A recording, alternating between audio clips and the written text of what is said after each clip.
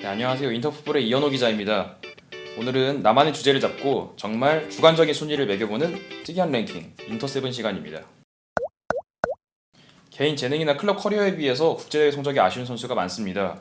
그래서 오늘은 국적이 아쉬운 선수 탑 7에 대해서 알아보겠습니다. 정말 주관적으로 선정했기 때문에 시청자분들도 보시면서 왜 저 선수가 있지? 혹은 왜 저 선수가 없지? 라는 부분은 댓글로 남겨주시면 저희가 참고하고 반영하겠습니다. 그럼 국적이 아쉬운 선수 탑 7 지금 시작하겠습니다. 먼저 7위는 질라탄 이브라히모비치입니다. 질라탄은 대표적인 저니맨이죠. 저니맨이라고 하면 여행 다니듯이 팀을 자주 옮기는 선수를 말하는데요. 프로 데뷔는 17세, 자국 명문 말묘에서 시작했고 이후 19살부터 네덜란드 아약스, 이탈리아 유벤투스, 또 이탈리아 인터밀란, 스페인 바르셀로나, 다시 이탈리아 AC 밀란, 그리고 프랑스 파리 생제르맹, 그리고 잉글랜드의 맨체스터 유나이티드, 또 미국의 LA 갤럭시를 거쳐서 현재는 친정팀 AC 밀란에서 말년을 보내고 있습니다. 소속팀 면면이 굉장히 화려합니다. 각 국가의 대표적인 명문팀이자 인기팀들만 골라서 다녔는데요. 그만큼 실력이나 스타성이 대단하다는 의미로 볼 수 있습니다. 또 득점왕도 수차례 차지했습니다. 여기에 우승 청부사라는 애칭이 붙을 정도로 어느 팀을 가든 우승컵을 꼭 안겨줬습니다. 대표적으로 네덜란드 리그 2번, 그리고 이탈리아 리그 4번, 스페인 리그 1번, 프랑스 리그 4번을 우승했습니다. 반면 챔피언스 리그 우승이 없다는 점이 아쉬운 흠으로 남고 있습니다. 또 하나 아쉬운 게 국적입니다. 사실 스웨덴이 그렇게 강팀은 아니잖아요. 유럽 예선이 아무리 힘들다고 할지라도 스웨덴은 월드컵에 겨우 진출하거나 혹은 아쉽게 탈락하는 그런 팀 중에 하나였습니다. 그래서 질라탄이 만약에 스웨덴이 아니라 프랑스나 독일, 스페인처럼 유럽 강팀 중에 한 팀에서 나왔다면 월드컵이나 유로 같은 메이저 대회에서 우승을 한 번쯤은 하지 않았을까 그런 생각을 해봤습니다. 6위는 가레스 베일입니다. 잉글랜드 사우스햄턴을 거쳐서 그 다음 토트넘을 거쳐서 레알 마드리드에서 뛰고 있고요. 또 베일 역시 클럽 커리어는 굉장히 대단합니다. 유럽 챔피언스리그 우승 4번, 유럽 슈퍼컵 3번, 또 스페인 구강컵 1번, 클럽 월드컵 4번을 거쳐서 대단히 많은 우승컵을 들었습니다. 또 웨일즈 올해의 선수당 6번이나 수상했지만 아무래도 웨일즈라는 국적이 좀 아쉽게 적용하고 있습니다. 흔히들 웨일즈와 잉글랜드를 자주 착각하는데요. 축구에서는 웨일즈와 잉글랜드는 엄연히 다릅니다.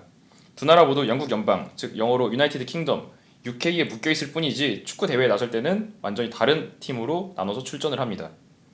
그래서 많은 잉글랜드 사람들이 한참 자국 선수들이 약할 때 이제 이런 말을 하곤 했다고 합니다. 베일이 잉글랜드 국가대표에서 뛰었다면 어땠을까? 베일에게나 혹은 잉글랜드 대표팀에나 서로의 윈윈이 아니었을까라는.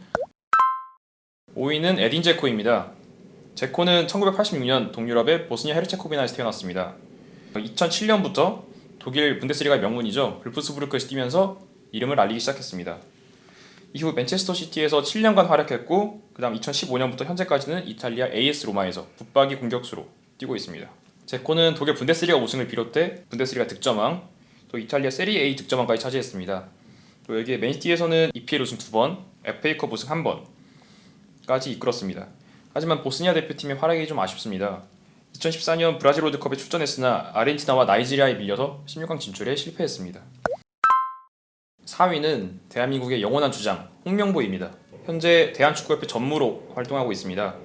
나이는 만 51세, 어느덧 은퇴한 지 17년이 다 되어갑니다. 홍명보를 이 리스트에 꼽았다고 해서 왜 하필 한국에서 태어났냐라고 아쉬워하는 게 아닙니다. 저 역시 홍명보 선수의 열렬한 팬이었기 때문에 한국에서 태어난 게 너무너무 감사합니다. 다만 가끔 그런 생각을 한 번쯤은 해요. 뭐냐면 만약 홍명보라는 선수가 유럽에서 태어나 그곳에 성장했다면 어느 정도 레벨까지 올라갔을까. 득점력 역시 공격수 못지않게 좋아서 굉장히 많은 골 기록을 남겼습니다. 또 아시아 역사상 최다 출전인 총 4회 월드컵 출전만 4회 기록을 갖고 있고요. 참고로 박지성은 3회, 손흥민은 2회입니다. 또한 홍명보는 왼발 오른발을 가리지 않고 중장거리 패스에 모두 능했습니다. 그래서 즉 빌드업 역할이 굉장히 우수했습니다. 더불어 공격력까지 좋아서 프리킥 득점이나 중거리 슛 득점이 굉장히 많았습니다. 또 여기에 수비수의 필수 요건을 모두 충족하면서 득점 능력, 또 리더십까지 갖춘 홍명보가 유럽에서 선수 생활을 했다면 과연 어느 정도까지 올라갔을지, 혹은 한국에서 20년만 좀 늦게 태어났다면 어느 정도 레벨까지 갔을지 상당히 궁금합니다. 3위는 추억의 공격수 안드리 셰프첸코입니다. 현역 시절 자국 명문인 디나모 키예프에서 성장했고요. 이후에 AC 밀란, 첼시에서 전성기를 보냈습니다. 클럽팀에서는 수많은 우승컵, 수많은 개인 트로피를 들었습니다.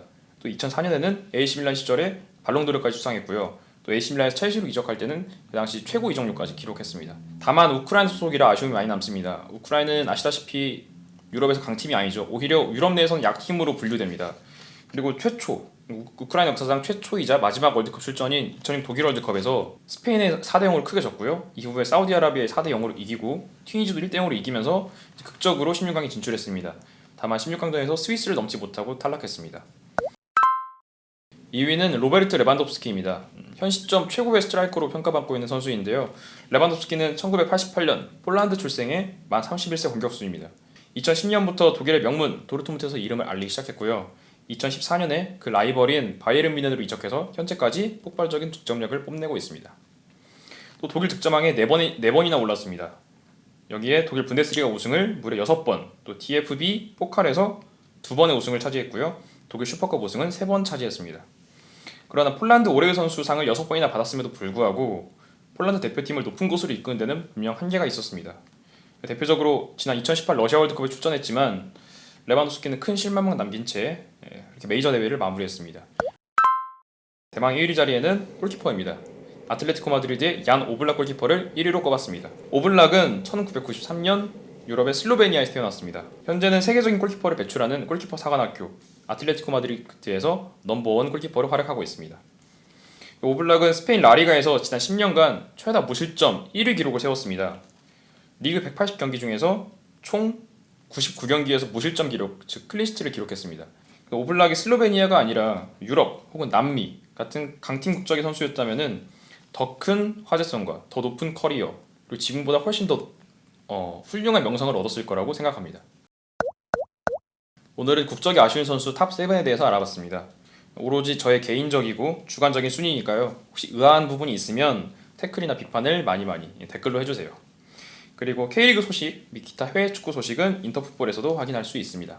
그러면 다음 영상에서 인사드리겠습니다. 감사합니다.